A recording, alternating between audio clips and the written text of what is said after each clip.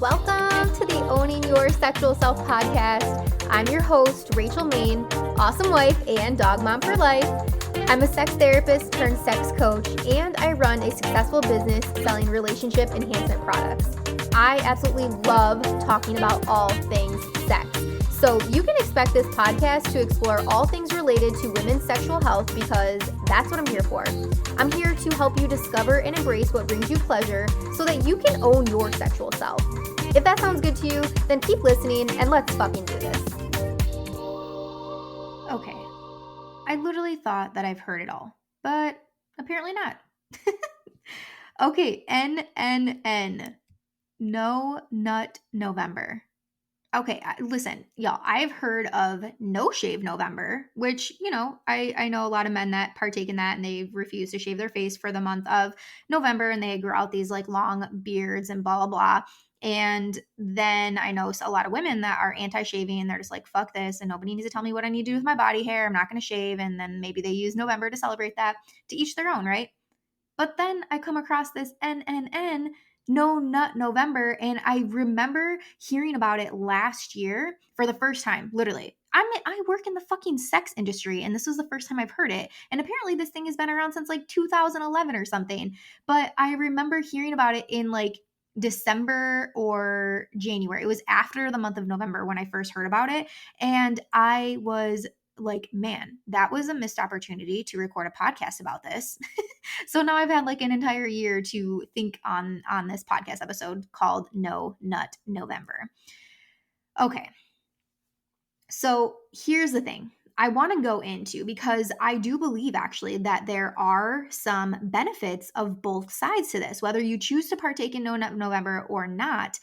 The thought around abstaining from ejaculation for a period of time can actually benefit certain people and also not benefit certain people. Okay. So I feel like there's a really, this is not, I don't know, this is not like a black and white type of topic. This is really, there's a very long linear scale to where you might fall in terms of No Nut November. And so that's what I want to do. That's what I want to cover in this episode.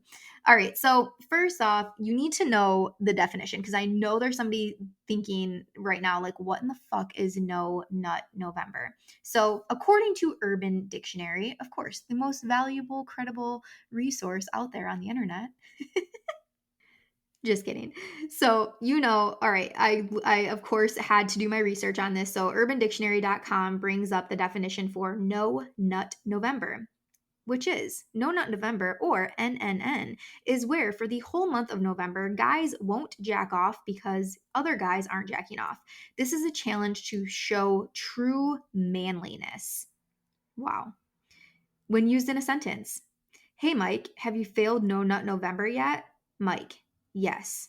Friend, what a pussy. First off, of course, I have some feels around that. Like, what the fuck? Why are you so sexist, bro? All right. Anyways, that is your definition of No Nut November from, again, urbandictionary.com. When I was chatting with Danny the other day and telling him that I was getting ready to record this episode, because originally I slated this week's episode to talk about No Shave November, but I already have an episode on shaving, waxing, lasering. Oh my, that's the title of that episode. So you can already go and check that out. But then I remembered, oh my gosh, no, I wanted to record about No Nut November. And so I'm telling him, like, yeah, this is my plan for today. I'm going to record about No Nut November. And he tells me about this meme that he came across where it was a dad texting a daughter and was like, what's this NNN thing say? And she was like, oh, it stands for No Nut November. And he's like, oh, I already failed. And then sends a screenshot of an OnlyFans page. And she says, Dad, that's me. You might take that to be funny. You might take that to be like, oh shit, if you're on OnlyFans yourself, you know that feel of when, that fear of somebody coming across your profile that And I guess this photo in particular did not have a face in it. So that's how he did not know that it was his daughter. But I'm sure that was not a real life scenario. I'm sure that was just like a funny meme that was floating around. And when I was doing my research on No Nut November, I gave that example because that is exactly what the main point really of NNN is. and that's what I found. It's not really, there aren't many people that are really partaking in this No Nut November, because if you think about it, y'all, there's no trophy. Like, you don't get an award at the end of this. There's no gold star coming your way or anything like that, or a certificate in the mail saying that you've completed this. There's no one that's going to be honoring this for you, unless I guess you and your friend group or your significant other, you set that up for yourself. But really, this is something that the benefits, if you do choose to see benefits, the beneficial side of this are really going to be more internal. But there's no, like, again, there's no that celebrities type hang it up on the wall on the fridge type recognition that's coming around this. And what I found in the research is that NNN really is, it is more about the stupid internet memes and the funny jokes that you hear about NNN. And I mean, it's just become this running joke. And as I said, this is, I guess, been a thing since 2011. It was an internet challenge for men and women starting in 2011. So, unlike what Urban Dictionary said, is that this is just for men. And it's funny to me that definition only talks about men in there, because when you think of masturbation, that is something that is generally very masculine focused. But this, in fact, was something, I guess, an internet challenge that was created for men and women. And so here is the thing. I want to look at both sides of MNN. Here first are the rules of NNN. So you got the definition, you know what it is. Now here's what the, quote unquote said rules of NNN are. Rule number 1 is no ejaculation is allowed by any means. Rule number 2 is that pornography is allowed. And rule number 3 is that you must complete the full month of November.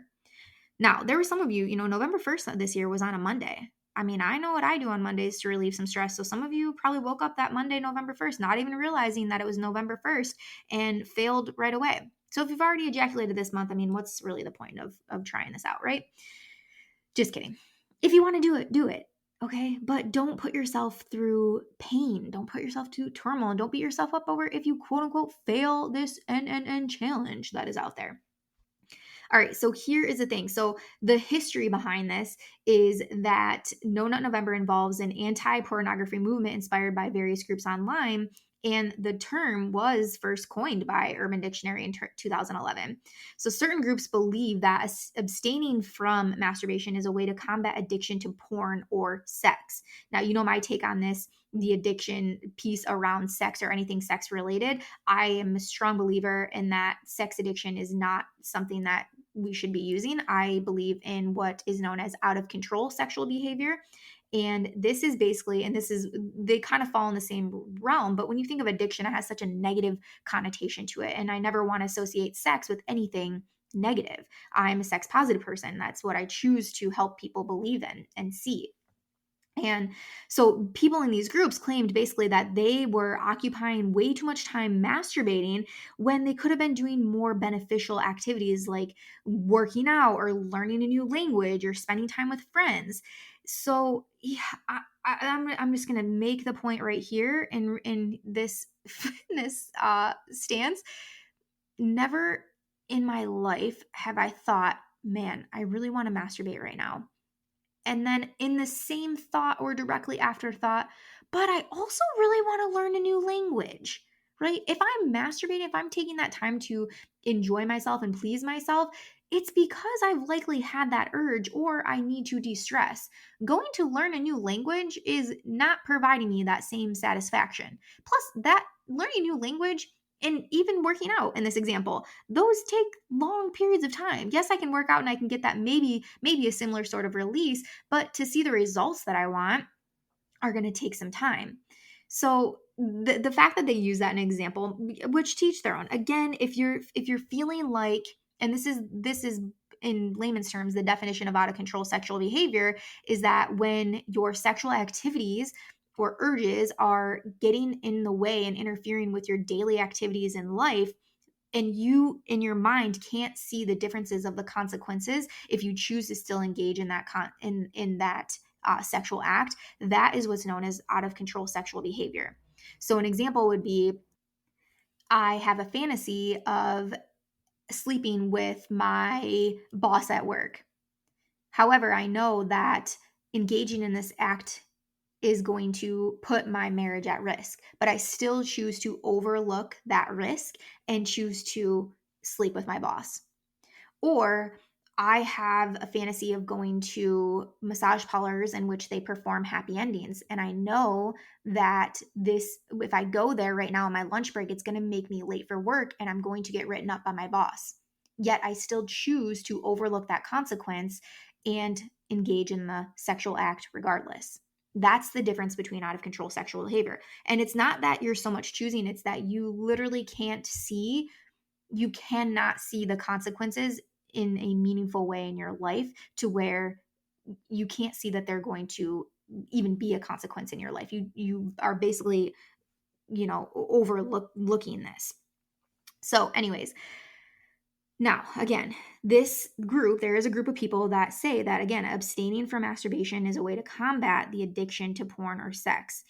And there's also this side of people that choose to abstain from masturbation, or people that choose to ejaculate for a longer period of time. This can also create spikes in their testosterone level because their body is building that up. And this is also these are very, these are not scientifically proven. This challenge, again, has evolved and has risen in popularity mainly around the memes and things like that, and the thought of testing your willpower for the most part. And honestly, some of the memes are funny. They truly are. But let's think about this in a scientific way, because again, there are some benefits to people that are choosing to abstain from ejaculation. There are some claims that this can increase to your energy level. It can improve your self-confidence. It can boost mental clarity, increase testosterone, and increase your physical output in the gym. And specifically for men that are dealing with erectile dysfunction, sex or masturbation can become really, really stressful for them. With somebody that is dealing with ED, it can become physically and emotionally hard, and they start to withdraw from their partner. So taking a break from sex or masturbation, really taking those things off the table, can tremendously help reduce some of that pressure around performance, and around specifically performance involving ejaculation. So choosing to abstain from sex and, again, masturbation can allow couples to also find other alternatives to being intimate besides physical contact.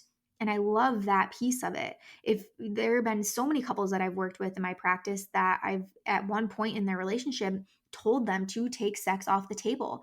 And that was, again, to get them to be able to connect on a deeper, intimate level. For so many couples, they struggle with the acts of foreplay and that those things leading up to penetration occurring. When you can take penetration, or you can take sex off the table completely, that allows you to get creative. That allows you to start asking your partner what it is that you want from one another and giving that to one another. Again, creating that hand to body connection, and incorporating more things, like maybe you incorporate more things like cooking together, taking a bath together, showering together, playing some fun sex games.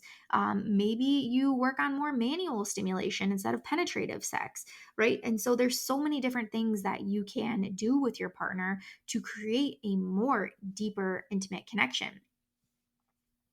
So, as I said, I wanted to give you kind of both sides of the spectrum here, because I do believe that, again, abstaining from ejaculation for some people can be beneficial. Do I think that you need to do it for an entire month on purpose?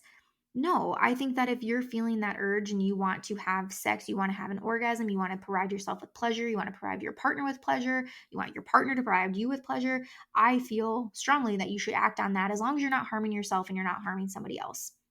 So, if you want to try taking this ejaculation off the table for a certain period of time, again, maybe not for an entire month, and maybe not just for the month of November just because the internet told you to do that. Just saying.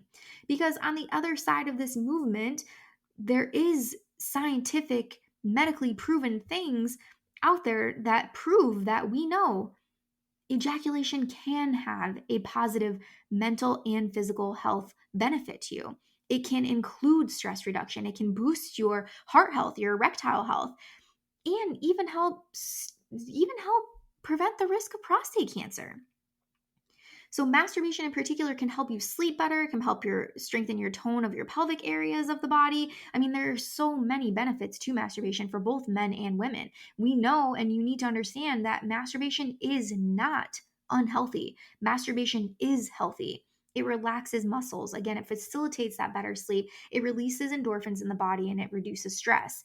And if you're satisfied with your current routine and feel that sex and masturbation are healthy parts of your life, keep on doing it.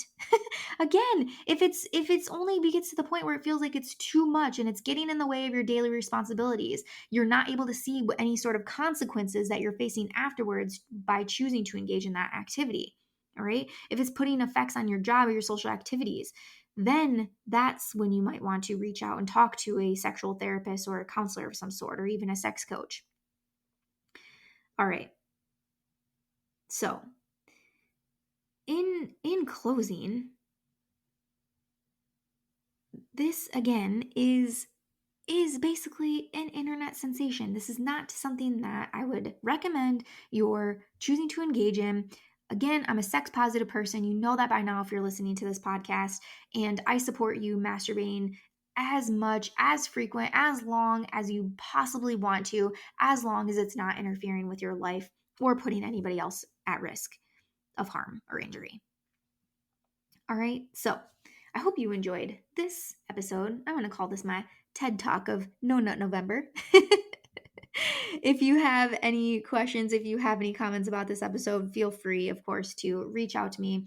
I'm happy to chat with you over this. If you have funny memes on NNN, of course, send them my way. I'm always down for a good funny meme. And I hope that this provides you some laughter. I hope it provided you with some education. And I hope that you enjoy yourself an orgasm today after listening to all this masturbation talk. Have a great day. Thank you so much for listening to today's episode. If you loved it, be sure to subscribe so you never miss a thing. And if you loved it so fucking much, be sure to leave a 5-star review. I'll see you next week, and until then, keep owning your sexual self.